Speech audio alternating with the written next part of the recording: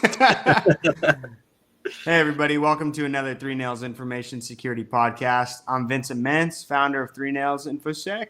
Today, I am joined by Drew Trainum, or Cybersec Sloth on X and LinkedIn. Drew, tell us a little bit about yourself and how you are such an interesting person. I'm excited to talk to you. Tell us about your past a little bit. Oh, I'm pretty easy. I got bored. That's why I'm here. I don't know how else to explain it. It was I used to do normal help desk system admin stuff, and I got bored, and then had the opportunity to start breaking things. So I started breaking things. I love your blue room. It's very I feel like symbolic of a real hack, like what a hacker's room would look like. Some context about Drew. Drew, you are also a hacker. I feel like at heart, and professionally, at least you have been professionally in the past. But today we're going to be talking about some of Drew's adventures and some of his past experiences with social engineering campaigns he's conducted, some of the tools he's developed, and yeah, excited to sort of jump into some of the technicals with you today, man. So thank you for being here. Yeah. Cool. Well, I think just to give some of the non-technical people a brief overview of social engineering. How would you describe what social engineering is, Drew? Coercing a person to do what you want them to do. Well That's said. that's the easiest way to put it. Yeah. Yeah. I mean, usually, would you say for malicious intent, or does malice even have anything to do with it? It's not really a malice. Mm-hmm. Like, I never set out to actually destroy anybody. Yeah. It's more it's they hire me for a job, and my job's to get in, so I get in. So unfortunately, people are the easiest way to get in most of the time. Mm. Why do you say that? Because, well, I mean, any certification or any school, they always say the number one thing is people. That's the number one weakness. You can have $2 million of cybersecurity tools in full sock and still get taken just by the stupidity of one person. Mm. Yeah, that's absolutely true. Um, Tell us about one of your success stories surrounding social engineering. I think the craziest one I did is when I was at Vala Secure. We used to do mainly financial stuff, and I scheduled social engineering on site for like 5 banks in one day. It got in every single one of them except for one. Um, I kind of used the ruse of being a repairman. So I'd find out what internet service they were on. Like, some were on AT&T, some were on Spectrum, some were on, I think it was, who else was out there? Comcast. And over the years, when I used to do service work, I used to do third party work. So I would go work for like Spectrum, or I'd go work for AT&T, and I'd just basically be a contractor. And I'd go fix phone lines, whatever. And so I always had all these shirts from all these companies. So I walk in there with and over the years, I gathered a bunch of work orders. So I know what their work orders are supposed to look like, so we clone them and everything else like that. And so I walk in there with my shirt and, a fake work order. And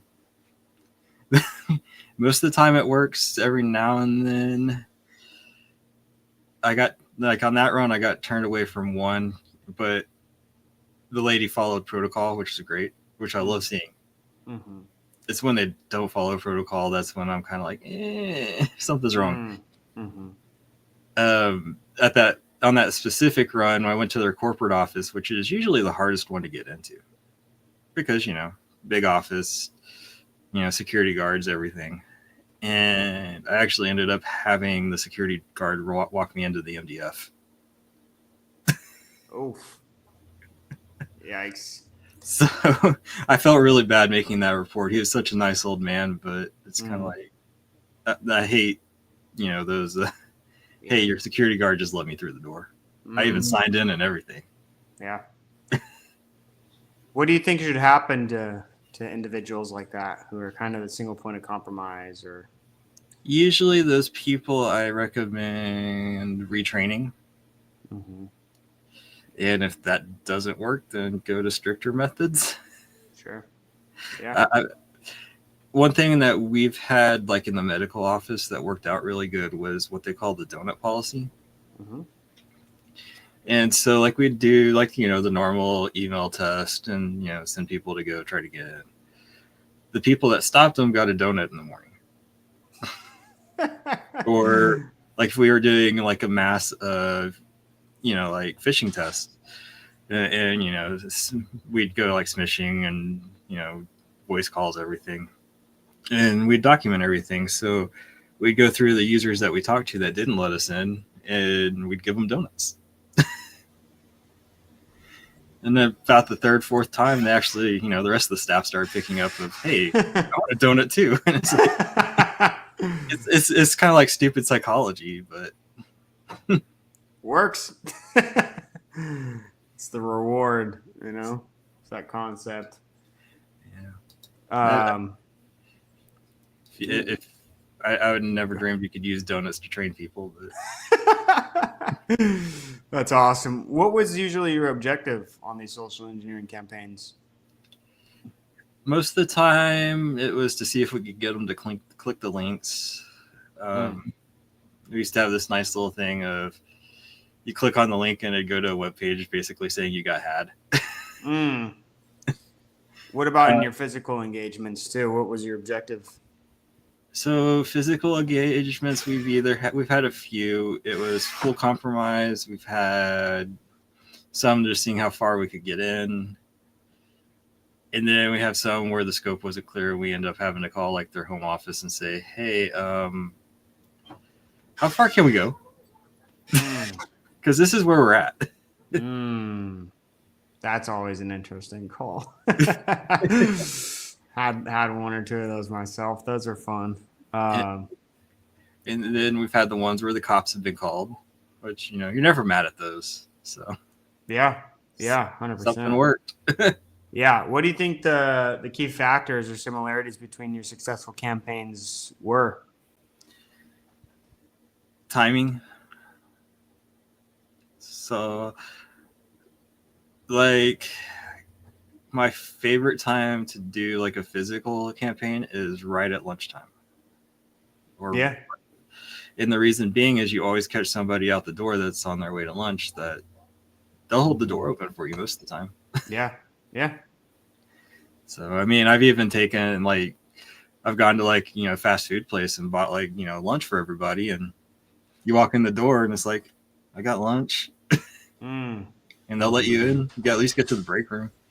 Yeah, yeah. Um, most of the time when you're in the break room, then we stick stuff like this on the network. So like this one it's a little pie. So the filter kind of picks it up. Where's the filter? There it is. Yeah, it's just a little pie. Yep. Um, and things like that, or I got all these tools around me, like just the Wi-Fi pineapple. We'll go stick Yep. it under a plant or something, and with a battery pack on it, let Yep. it run. Nice. Yeah, that's pretty synonymous, I think, with most social engineering engagements. See if you can get into a room or a data center or whatever, depending on the facility and what's sort of in scope. But let's sort of jump to some of the more technical things. So you do some development on the side. From speaking with you offline, it sounds like you've got some private stuff, some public stuff here and there. But what do you find enjoyable about developing? You're gonna laugh, but my most enjoyable developing thing is trolling people. No, I love it. It's kind of like if you go to my GitHub, most of the like scripts on there are usually centered around disabling stuff from Microsoft, just because why not? It's like you don't want OneDrive anymore, fine. No more OneDrive. Oh, you don't want Copilot anymore? Fine, no more Mm-hmm. Copilot. Mm-hmm. How does that benefit you typically, like on sort of offensive engagements? Do you use your own tooling for offensive engagements? Sometimes I'm never opposed to scripts like that are already written, and Mm-hmm. some people, like I worked with one guy that used to call me a script kiddie for it, but it's kind of like, you spent 3 days developing a script. This guy's already got it developed. Yeah. Right. I'm sorry. I mean, Mm-hmm. Mm-hmm. I guess my time's a little more valuable. I don't know. Yeah. Do you prefer to use like public command and control servers for your, your red teaming engagements and whatnot, or No, I have my own. okay? Yeah. So What do you find to be the benefit of that? Is the way that we're able to script it versus others, okay. we with this one it's a little easier for us to ride undetected for longer. Mm. And it's like stupid things. It's like we can redirect it several ways. You know, we can, run the file or the actual executable from pretty much anywhere. Mm-hmm. Mm-hmm. Sometimes, I mean, you can run it without, UAC or, yeah, UAC involved. Mm-hmm. So you can also elevate it without it flagging the user. So, which is kind of fun. Sure. What would you say are some of the like the absolute necessities, like when it comes to implant development? Personally, like what types of features do you have to make sure are included on your engagements for you to have a successful one? Noise. Um, we use two kinds of noise. One is a distraction noise, so we'll send random ARP requests and things like that. So, IPSs and EDRs will pick that stuff up pretty quickly. Hmm. And it's mainly just to keep them away from what we're doing. Okay. So, um, when I attack stuff, I usually do 2 or 3 attacks. Mm-hmm. And it's mainly because either the attack I'm doing either super risky, or it's just going to cause a lot of noise, and it's Mm-hmm. easier to hide. Sure. Sure. So When you are like doing a social engineering engagement that's included like phishing, or the goal of the SE campaign is to gain initial access, what's like your favorite sort of go-to method to land on a machine? honestly, in person is my favorite. Like What did you say it was? like in person, Oh, in like person. like on prem, yeah. And so it's kind of funny how I learned how to do this. My grandpa was he was a car salesman forever, and it's like, one of the crummy little used car lots or whatever. And Mm-hmm. but the way that he read people was like probably the most amazing thing. Like he would never leave his office. He'd have somebody pull up on the lot. He'd be like, "They're not going to buy a car." Wouldn't even get up for him. Sure enough, they'd turn around and drive off. And then every now and then, someone would pull up. He'd jump out of his chair and walk right up to him. Mm. He's like, "Oh, they're going to buy a car." Yeah. And so he started teaching me on like how to read people. Mm. Mm-hmm. Mm-hmm. So, and so, Yeah. yeah, when I'm in person, it's a lot easier for me to pick up on cues on what a person's going to react like. Like Sure. if, like on an engagement, if I walk into a building, I can tell you usually within like the first like 2 minutes of being there whether I'm going to get in or not. Mm. How do you typically gauge that? By like the attitude, usually by attitude. Mm-hmm. I hate saying this, but the nicest people are usually the easiest to get through. Yeah. Yeah. That's Every now and then you meet that one lady that's just the no lady. That's what we call them. It's doesn't matter what the question is. It's just a no. Those ones They're are a little harder. Last lady I ran into like that, or two like that, I was like, fine. So I left and I went to my truck and just broke into their Wi-Fi. I was like, I still got in. yeah, yeah, yeah.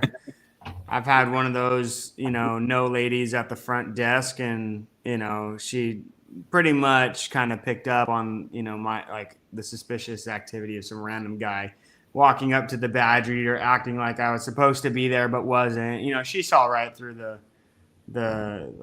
ruse of that, and she got mad, and ended up being like, "You need to leave." And so I left and just walked around the back of the building and just tailgated right into a building, and that's like, that's I should have started on the back. I feel like because that way there would have been no one alerted at that point, but. Yeah, I've run into one of those ladies before too. So, no, my favorite have always been. Well, years ago we used to have smoke pits, so you could go out to the smoke pit and just chat people up and follow them inside. That's yeah. The other one is I've had like a guy that's a little bit bigger, built better. We'd set him up with like a little Proxmox, and Proxmark, and we just sit there and say, "Hey, go over there and talk to these guys. Tell them you're with security and get them to scan the card to verify." Yeah, that one works pretty good too. Yeah, I love that our industry is like really leaning towards open source and knowledge sharing. For a lot, I feel like of TTPs, especially like card cloning and whatnot. Like I love DEF CON, I love Black Hat because of those things, like the community aspect of them, and just the knowledge sharing aspect of like how is it like somebody can learn how to clone a card in 5 minutes by looking online and seeing some talk or going on like some open source repository, and I just love that aspect of cybersecurity. Like These little guys, when you get antennas and stuff and play with firmware, you can make them do some really, really awful things. the flipper, yeah. Like I honestly haven't carried the Proxmox along for shoot. I haven't carried it in a year. It's usually always the flipper now with a couple antennas. Wow, yeah, the Proxmox was hot too. It's expensive now to do, but yeah, those things are pretty sweet. When we were chatting previously, you had kind of mentioned how you talked about your experience in cybersecurity before. You kind of quote unquote described it as becoming mainstream. Um, Tell us a little bit about like what you see are the differences like in some of the emerging threats as they've sort of improved or like become more robust over time. Like, what do you feel like the current state of the landscape is currently? It's the uphill battle that we'll never win. I mean, in reality, I mean, we're addicted to cheap hardware. So I know a few places that have had keyloggers and keyboards that, the only way we found it was, we saw something sending out to some IP addresses and it's like, hey, where's this coming from? So, I mean, it's random stuff. I mean, it's everything from manufacturing to, what is it? The show that's out there right now, Matlock. Have you seen it? It has Kathy Bates in it. Okay. Yeah, I haven't seen it. But she basically intrudes on a law firm that like killed her daughter or some crap like that. But the brilliance of how she's social engineering everything and getting passwords to stuff and things, and it's funny. I mean, it's like, well, I mean, it's possible. That's the sad part. Sure. I think that's an interesting point too, like that you bring up about social engineering, because I have a one of my brother-in-laws is a successful salesperson, and he always talks about my like career, because he's like, I'm basically hacking but in the sales world. Like I'm doing the same type of social engineering tactics. I'm using dorks to find the type of documents I need for these large proposals and RFPs and all these things. And I'm like, that's so neat that you can apply social engineering tactics to really any industry potentially, to benefit yourself. I just thought that was an interesting note. But I do it all the time. Like if I'm buying a car, it's like I'll go I'll go look at the car, I'll fill all the paperwork, and then my favorite thing is just wait. Yeah. I mean, give that sales guy like 2 or 3 weeks before you even like pick up a call. Yeah. I mean, but it's just how you have to. It's just playing with people, and like I said, sometimes I feel bad about it, then sometimes I don't. I love how you're kind of talking with freedom here. Maybe let's jump into some of your past experiences with cybersecurity in the businesses you've sort of picked up and sold and whatnot. What's your background with those? Oh, let's see. Years ago, we had a little computer shop here in this Kerrville, small little town, and we ended up not doing so much work here because old people and computers, they don't mix. So I think part of it's me. I just didn't like helping people fix computers for stupid problems. And then we got on contracts for a few like big companies, so we actually got to travel everywhere and do stuff for them. And then right after that, we're like, you know what? We're not fixing computers anymore unless if they're enterprise, and we're not going to do pretty much anything unless if it's enterprise. So we just started doing networks and phone systems and like core network or like the core processing systems for like servers and things like that. And then through the years, we've gotten to work with like Spectrum and a few other places. I did a bunch of work for AT&T, things like that. Okay. A lot of the big Fortune 500 companies I've probably been in. Hmm. So, I know that a few of them are still writing on some of the stuff we set up 20 years ago and how it's working. I don't know. So And then you ended up selling those companies. It sounds like back right. to. Yeah, I sold one. I sold it once to is another telecom provider, and I didn't. They were more of an ISP than an MSP or anything like that. So I get why they tried to purchase, but I know like I saw it not working out, but it worked out to my favor because I got to buy it back. Okay. Nice. Um, and then the second time was to another MSP company, but they didn't realize the range that we handled Mm-hmm. and what we were in the like the caliber of things that we're handling, and I don't think they're super prepared for it. Okay. Um, so like I mean, at that time we were doing everything from like video walls to networks to phone systems. I think we even had like a few cell phone towers that we maintained, things like that, and Wow. like they just weren't prepared to the amount of labor that it took to do all that. Mm. Mm-hmm. And so I ended up buying it back again. And that was largely because the customers were kind of getting upset with them. And they were starting to call me of like, hey, can you take me on the side? Or can you do this? Can you do that? And it's like, it's not my account anymore. And so one of the core customers that's been with that company for 20 years, or well, he's been with us for 20 years and he's still a customer. He he finally calls and is like, "Hey, I don't like any of these guys. What can we do to help?" And so I was like, "It's like, well, what do you want me to do?" And he's like, "I want it back the way it was." And I'm like, "But I don't." And Yeah. so so I ended up just talking to him. It's like, "Hey, I'll take it back, and we'll go our separate ways." And so that's Nice. Yeah. and so we still have it to this day, and I think we're about to change it because I don't really do phone systems anymore. Okay. So What do you feel like some of the key attributes of like starting a successful business in cybersecurity are? I mean, you've started and sold successfully and still running one. It sounds like. What is. honesty. Like I gave up on caring if I hurt people's feelings a long time ago. Hmm. How has that benefited you? It lets me work a lot less for a lot more. Okay, that's fair. That's fair. Um, the problem I see with a lot of MSP companies is they either nickel and dime people, or they charge for every little thing, or they just tell people what they want to hear. Hmm. So and I figured I'd do neither of that. So Sure.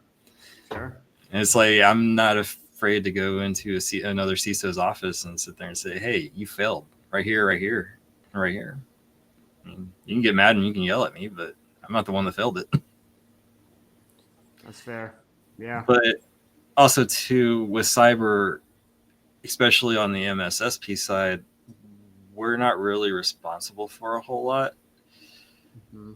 Like we are, but we're not. Most of the stuff's on accountability. Like we tell you, hey, you got a weakness here, you got a weakness here, and we come back 6 months later and test again, and you still have it. I mean, it's not my fault you didn't fix it. So, I mean, we dealt with that in like the financial world a lot, where we scan, and then all of a sudden it's like, hey, you have this update that needs to go in, like it's a critical update. Okay, we'll get to. No, that's what you said last time. And they're like, well, we accept the risk, and it's like, I'm not going to let you accept it this time. You accepted it last time, Right? Because at the end of the day, the auditor is still going to have to take it. So, because anytime you do, financials, you have an outside auditor. So, Right. you have like a state auditor, or well, at least here in Texas, it's a state auditor for that stuff. And he can say whatever he wants. So you can get really, really buddy with the auditor and find out what he wants or what he's going to ding you on.